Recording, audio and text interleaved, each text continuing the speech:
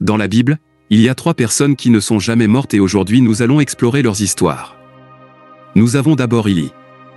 Dans l'une des époques les plus turbulentes d'Israël, Élie fut appelé par Dieu pour être sa voix au milieu d'une période de grande apostasie et de corruption. Israël était sous le règne des Achab, l'un de ses pires rois, qui, avec son épouse Jézabel, promouvait le culte de Baal, un dieu païen. Cette période fut marquée par l'idolâtrie et l'injustice, détournant le peuple d'Israël du culte du vrai Dieu. Élie, originaire de Tisbé en Galade, s'est imposé comme l'un des plus grands prophètes d'Israël. Sa vie est abondamment détaillée dans les livres des rois, remarquable non seulement pour ses miracles, mais aussi pour sa fermeté et son courage face au mal. Bien qu'il n'existe pas de livre biblique qui lui soit exclusivement dédié, les récits sur Élie sont parmi les plus vivants et les plus puissants des Écritures. L'une des histoires les plus remarquables d'Élie est sa confrontation avec les prophètes de Baal sur le mont Carmel. Dans un moment de défi, Élie a convoqué le peuple d'Israël et les prophètes de Baal pour un test visant à prouver qui était le vrai Dieu. Les prophètes de Baal ont crié toute la journée vers leur Dieu, mais n'ont reçu aucune réponse. Élie, en revanche, a prié Yahvé, et Dieu a répondu en envoyant du ciel un feu qui a consumé l'holocauste, le bois, les pierres et même l'eau du fossé autour de l'autel. Cet événement a non seulement humilié les prophètes de Baal, mais a également réaffirmé la souveraineté de Dieu sur le peuple d'Israël. Le règne des Achab fut caractérisé par l'injustice et la déviation des principes divins. Élie, quant à lui, représentait un royaume divin et juste. Il n'avait aucun lien avec la royauté ou l'establishment politique, ce qui lui permettait de dire la vérité sans crainte de représailles.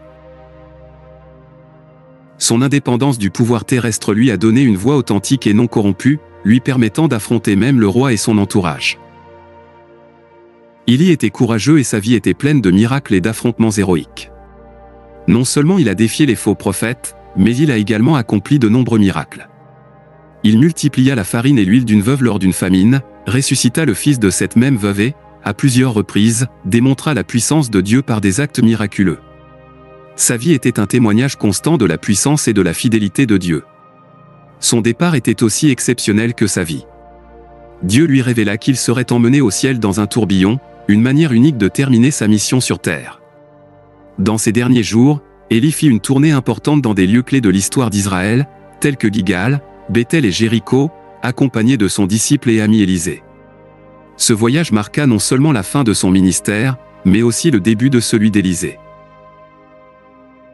Alors qu'il marchait et parlait avec Élisée, un char de feu apparut et l'entraîna dans le ciel dans un tourbillon. Cet événement miraculeux signifiait non seulement la glorification d'Élie, mais réaffirmait également la continuité de la puissance de Dieu à travers son successeur, Élisée. L'ascension d'Élie au ciel sans connaître la mort le place dans une catégorie très particulière d'êtres humains qui ont connu une fin extraordinaire, renforçant l'idée que Dieu a un contrôle absolu sur la vie et la mort. L'héritage d'Élie perdure à travers les siècles, non seulement dans le récit biblique mais aussi dans la tradition et la culture juive et chrétienne. Sa vie est un exemple de courage, de fidélité et de dévouement à Dieu, et son ascension au ciel reste une puissante illustration de la récompense divine pour ceux qui restent fidèles à leur appel. Deuxièmement, nous avons Hénoch. Mentionné dans Genèse 5, Hénoch est un personnage fascinant et énigmatique de la Bible. Son histoire, bien que brève, est pleine de sens et de mystère. Hénoch était le père de Mathusalem, dont on sait qu'il a vécu plus longtemps que toute autre personne dans la Bible, atteignant l'âge étonnant de 969 ans. Ce détail, bien qu'apparemment tangentiel, met en évidence le lien d'Hénoch avec de longues généalogies antédiluviennes et avec une époque d'extraordinaire longévité humaine. On se souvient d'Hénoch, 7e après Adam, pour son étroite communion avec Dieu à une époque de grand déclin moral. Sa vie est décrite brièvement mais en profondeur dans Genèse 5, 21, 24. Quand Hénoch eut 65 ans, il engendra Mathusalem. Et Hénoch marcha avec Dieu, après avoir engendré Mathusalem, pendant 300 ans, et engendra des fils et filles. Ainsi, tous les jours d'Hénoch furent de 365 ans. Alors Hénoch marcha avec Dieu, et il disparut, parce que Dieu l'avait pris. Cette description laconique est cependant chargée de profondes implications spirituelles. L'expression « Hénoch marchait avec Dieu » suggère une relation de communion intime et d'obéissance. Hénoch ne connaissait pas seulement Dieu superficiellement, il a vécu dans une communion constante et profonde avec lui. À une époque marquée par la corruption et l'éloignement des valeurs divines, Hénoch s'est distingué par sa fidélité. Sa vie contrastait fortement avec celle de ses contemporains, plongé dans la décadence morale qui allait finalement conduire au déluge. Le sort d'Enoch est différent de celui de ses contemporains, au lieu de mourir, Dieu le prend.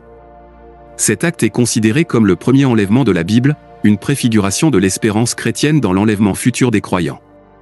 Hébreux 11, 5, 6 nous dit « C'est par la foi qu'Enoch fut transporté de telle sorte qu'il ne vit pas la mort, et il ne fut pas retrouvé, parce que Dieu l'avait transporté, et avant d'être transporté, il avait le témoignage qu'il plaisait à Dieu. Mais sans la foi, il est impossible de plaire à Dieu, car celui qui s'approche de Dieu doit croire qu'il existe et qu'il récompense ceux qui le cherchent. » Cette déclaration confirme non seulement l'expérience extraordinaire d'Enoch, mais souligne également l'importance de la foi dans la relation avec Dieu. Le fait qu'Enoch ait été emmené sans connaître la mort suggère l'approbation divine de sa vie. À une époque où la longévité était courante, son passage direct en présence de Dieu est un signe clair de sa marche exceptionnelle avec Dieu. Cet acte d'être, traduit, est unique et met en évidence le degré de plaisir que Dieu avait envers Enoch. La vie d'Enoch nous enseigne l'importance de vivre en communion intime avec Dieu, en faisant confiance à son plan et à ses récompenses. Enoch est un modèle de dévotion et de foi, et sa vie démontre qu'il est possible de marcher si étroitement avec Dieu que l'on peut être amené directement en sa présence. Cet exemple incite les croyants à rechercher une relation plus profonde et plus significative avec Dieu. Dans la tradition juive et chrétienne, Enoch a fait l'objet d'une fascination considérable. Le livre d'Enoch, texte apocryphe et non canonique dans la plupart des traditions chrétiennes, développe considérablement l'histoire d'Enoch, décrivant ses visions et ses voyages célestes. Bien qu'il ne fasse pas partie du canon biblique, ce texte reflète la riche tradition de spéculation et de révérence autour de la figure d'Enoch. La communion d'Enoch avec Dieu est aussi vue comme une anticipation de la vie éternelle promise aux justes. Son transfert sans voir la mort symbolise la victoire sur la mortalité et l'entrée dans la vie éternelle. Cet événement a non seulement des implications pour Enoch personnellement, mais sert également de témoignage à tous les croyants que la fidélité à Dieu sera récompensée de manière extraordinaire. Enoch est également mentionné dans l'épître de Jude dans le Nouveau Testament, où il aurait prophétisé sur le jugement à venir. Parmi eux aussi Enoch, le 7e depuis Adam, a prophétisé en disant « Voici, le Seigneur est venu avec ses saintes dizaines. Des milliers, pour exécuter le jugement contre tous et pour convaincre tous les méchants de toutes les œuvres impies qu'ils ont commises, et de toutes les choses dures que les pécheurs impies ont prononcées contre lui. » Jude 1, 14, 15. Cette mention supplémentaire souligne l'importance d'Enoch en tant que prophète et homme de Dieu qui a non seulement vécu une vie de foi, mais a également été un héros du jugement divin. L'histoire d'Enoch, bien que brève dans le récit biblique, offre une riche source de méditation et d'enseignement aux croyants. Sa vie nous rappelle que la vraie foi et la communion avec Dieu ne sont pas seulement des idéaux à atteindre, mais des chemins qui peuvent transformer notre existence et notre destin. Enoch nous enseigne qu'il est possible de vivre une vie si agréable à Dieu qu'il nous emmène lui-même avec lui. Bref, Enoch représente un exemple extraordinaire de foi et de dévotion. Sa vie et son transfert au ciel sans connaître la mort mettent en évidence la possibilité d'une communion profonde et continue avec Dieu. Son histoire, bien que brève, est pleine de sens et constitue une puissante invitation aux croyants à marcher avec Dieu d'une manière qui transforme la vie quotidienne et nous prépare pour l'éternité. La leçon d'Enoch est claire, vivre en étroite communion avec Dieu est non seulement possible, mais constitue l'appel le plus élevé et le plus gratifiant qu'un être humain puisse poursuivre. Enfin, nous avons les chrétiens de la fin des temps qui, selon les prophéties bibliques, connaîtront l'enlèvement. Ce concept, souvent débattu et profondément anticipé dans l'eschatologie chrétienne, est basé sur plusieurs écritures du Nouveau Testament, Thessaloniciens 4, 13 et 18 étant l'un des passages les plus cités. Ce passage offre une vision claire et réconfortante de ce à quoi les croyants peuvent s'attendre à la fin des temps. L'apôtre Paul, dans sa lettre aux Thessaloniciens, écrit « Nous ne voulons pas non plus que vous soyez ignorants, frères, au sujet de ceux qui dorment, afin que vous ne vous affligiez pas comme d'autres qui n'ont pas d'espérance. Car si nous croyons que Jésus nous sommes morts et ressuscités, ainsi Dieu amènera aussi avec Jésus ceux qui se sont endormis en lui. C'est pourquoi nous vous disons ceci dans la parole du Seigneur, que nous qui sommes vivants, qui restons jusqu'à la venue du Seigneur, nous ne le ferons pas précédera ceux qui se sont endormis. Le commandement, avec la voix de l'archange et avec la trompette de Dieu, descendra du ciel, et les morts en Christ ressusciteront d'abord. Alors nous qui sommes vivants, qui sommes restés, seront capturés. Montez avec eux dans les nuées pour recevoir le Seigneur dans les airs, et ainsi nous serons toujours avec le Seigneur. Par conséquent, encouragez-vous les uns les autres avec ces paroles. Ce passage propose plusieurs déclarations clés qui soutiennent la doctrine du ravissement. Premièrement, Paul assure aux croyants que ceux qui ont dormi, un euphémisme pour la mort, en Christ ne sont ni perdus ni oubliés. La résurrection de Jésus est la garantie que les morts en Christ ressusciteront aussi. Cette promesse offre réconfort et espoir, éliminant la peur de la mort qui peut affliger les croyants. L'enlèvement, selon ce passage, est un événement au cours duquel les chrétiens décédés et vivants seront enlevés ensemble pour rencontrer le Seigneur dans les airs. L'image est puissante et pleine d'espoir, une rencontre céleste qui transcende la mort et unit éternellement tous les croyants au Christ. Cette doctrine renforce la certitude d'une rédemption finale pour tous ceux qui mettent leur foi en Dieu. En plus des Thessaloniciens 4, 13, 10 et 8, d'autres passages du Nouveau Testament soutiennent également l'idée de l'enlèvement. Dans 1 Corinthiens 15, 51, 54, Paul écrit « Voici, je vous raconte un mystère, nous ne dormirons pas tous, mais nous serons tous transformés, en un instant, en un clin d'œil, à la dernière minute. Trompette, car la trompette sonnera, et les morts ressusciteront incorruptibles, et nous serons changés. » Ici, Paul décrit l'enlèvement comme une transformation instantanée qui se produira au dernier moment, à la dernière trompette. La promesse de l'enlèvement offre non seulement l'espoir d'une victoire finale sur la mort, mais insuffle également une perspective transformée sur la vie. Savoir que le Christ reviendra pour emmener ses disciples avec lui procure un sentiment d'urgence et un but dans la vie chrétienne. Cette attente ne devrait pas conduire à une vie de passivité ou d'évasion, mais à une vie de sainteté, d'engagement et d'évangélisation active. Les croyants sont appelés à vivre dans l'anticipation, non seulement en regardant l'avenir avec espoir, mais aussi en agissant dans le présent avec diligence et amour. L'enlèvement a également de profondes implications sur la compréhension chrétienne de la souffrance et de la persécution.